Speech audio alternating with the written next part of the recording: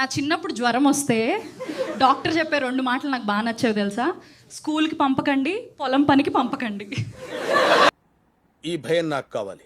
Maintain this. Time 9 అయింది, నిద్ర లేవండి అని భార్య అంటే బద్ధకంగా ఉంది, లేవలేనన్నాడు భర్త.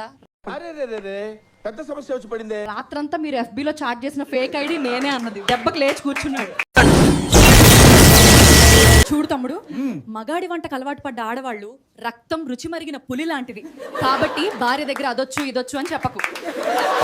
ఒరే అన్న రూల్స్ పెడతారు, ఆయన ఫాలో అవ్వరు, కానీ మనం ఫాలో అవ్వాలి. స్కూల్లో నీకు ఎవరంటే ఇష్టమని పక్కింటి కిట్టుగాడిని అడిగా.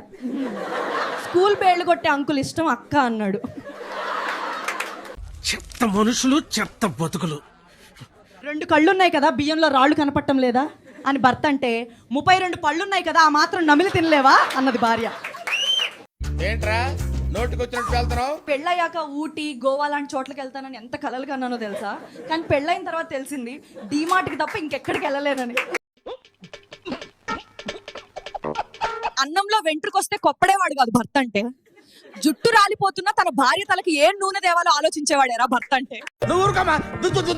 నిన్న నా బర్త్డే మర్చిపోయావుగా అనగానే భర్త కంగారుతో వెంటనే నిన్ను చూస్తే వయసు పెరిగినట్లేదు. కుర్రోడు మంచి రొమాంటిక్ గా ఉన్నాడు. ఎక్కడా? పెళ్ళయ్యాక ఆరోగ్యంగా సంతోషంగా ఉండాలంటే వాటర్ ఎక్కువ తాగండి, వాకింగ్ ఎక్కువ చేయండి, వైఫ్ చెప్పింది చేయండి, నో టెన్షన్, నో ప్రెషర్. 40 ఏళ్ల మూర్తి పెళ్లి చూపులకు వెళ్ళాడు. వెంటనే అమ్మాయి తల్లి గట్టిగా అరిచింది. ఏమైందని అడిగితే వీడు 20 ఏళ్ల క్రితం నన్ను చూడడానికి వచ్చాడంది. అమాయకుడిని నన్ను అనుమానిస్తే కళ్ళు పోతాయిరా. అక్క, అరేంజ్ మ్యారేజ్ బెటరా, లవ్ మ్యారేజ్ బెటరా అని అడిగాడు తమ్ముడు. కాకరకాయతో కూర చేసినా ఫ్రై చేసినా చేదుపోదు కదబ్బా, పెళ్లి కూడా అంతే. వచ్చిందండి వయ్యారి. వెనకటికొకడు తల్లిదండ్రులు ఉన్నప్పుడు గంజినీళ్లు కూడా పోయలేదు, కానీ సచ్చాక మాత్రం గ్రానైట్ రాళ్లతో సమాధులు కట్టించాడట.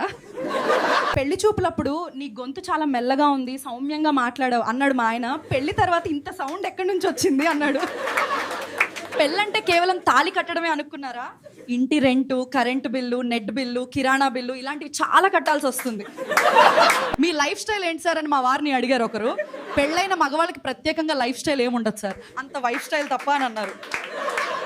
భార్యతో గొడవపడ్డ రవికి తన ఆఫీస్ బాస్ మీద గౌరవం పెరిగింది. ఇన్ని రోజులు మిమ్మల్ని రాక్షసుడు అనుకున్నా సార్, మీరు దేవుడు అన్నాడు. మా వారిని ఇంట్లో ఫుడ్ తిని బోర్ కొడుతుంది, బయటికి తీసుకెళ్ళని అడిగా. గణేష్ మండపం లైన్లో నుంచోపెట్టి తినిపించాడు. ఏంటి బయటికి వెళ్తే ఆడవాళ్ళని చూస్తుంటారని మా వారిని కోపంగా అడిగా. నీకంటే ఎవరన్నా అందంగా ఉన్నారేమో అని చూసా, ఇంతవరకు ఎవరు కనపడలేదని అన్నారు.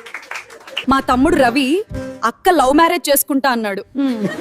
పిల్ల తండ్రి లేపేస్తాడు రా అని చెప్ప.